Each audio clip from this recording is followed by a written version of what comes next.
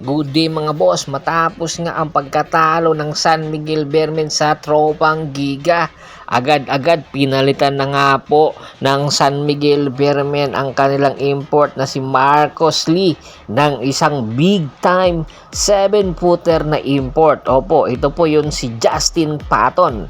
Si Justin Patton, sentro, merong height na 7'1", 28 years old.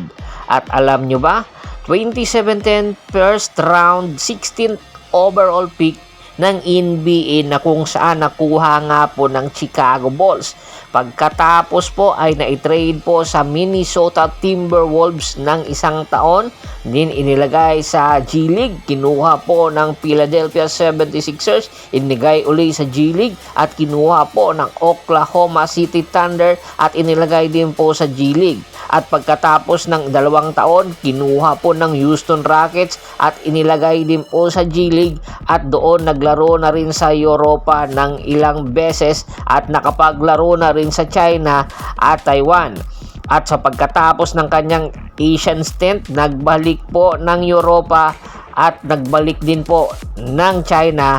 At pagkatapos noon ay hindi na po nakitaan ngayong taon ng paglalaro. Ang height nito 7'1", na kung saan po pwede po maging katandem ni Junmar Fajardo matapos nga po ang malangyang performance ni Marcos Lee.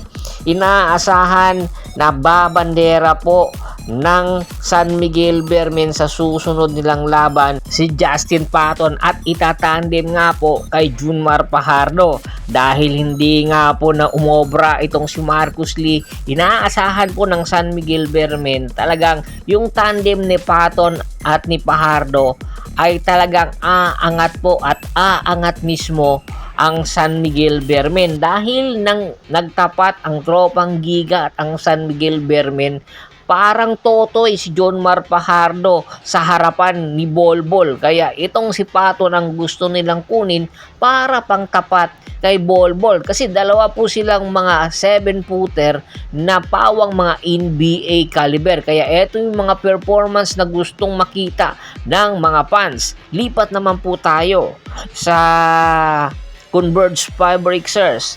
Kilala nyo po ba si Enchon Serrano? Si Encho Serrano ay naglalaro po para sa Abra Weavers.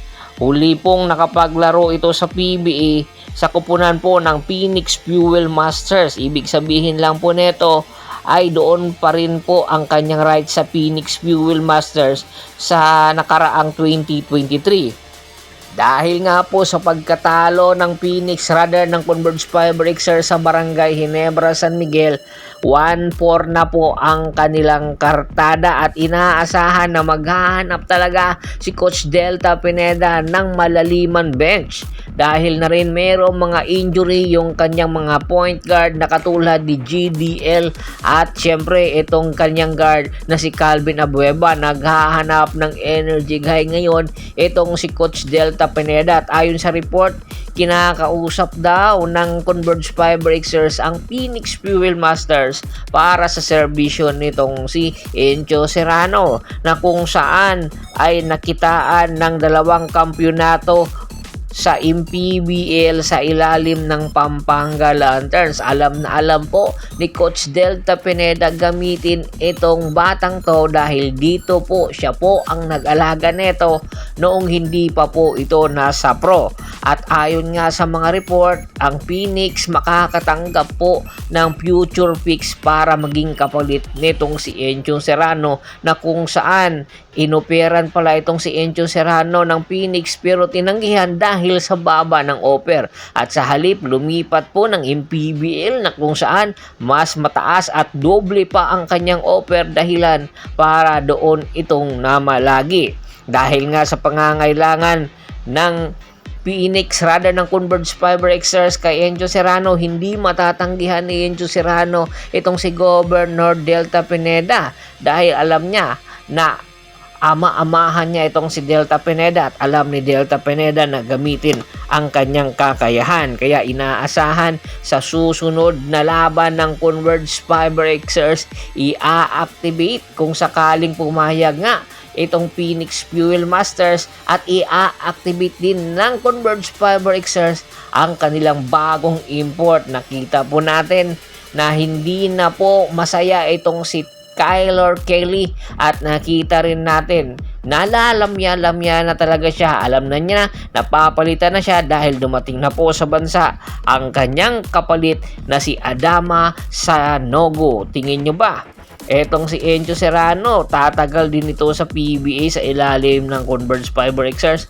Komento na sa baba ng video at pag-usapan natin yan. Once again, this is Sports Ball Monteron at your service. Don't forget to subscribe my sports channel at don't forget to click the notification bell button para nga maging updated palagi sa kwentuhan. At bago pa man natin tapusin ang ating kwentuhan, shoutout muna tayo sa mga solid na followers na lagi pong sumusuporta sa atin. Kay Sir Kagawad, Katsakin Udukusin ng Hagonoy Bulacan, Henry Candog, Wendell San Buenaventura, Myra Cabudak Alberto, Ricky Lanza ng Ricky Rider TV ng Tansa Cavite, Luis Salon 299, Jeric Balbona, at si Mr. Francisco Juliano. Pagkabisita na rin po ng Facebook fanpage ko na Hapris PH, Paul Goso at Bostor. Hanggang sa muling kwentuhan, maraming salamat po.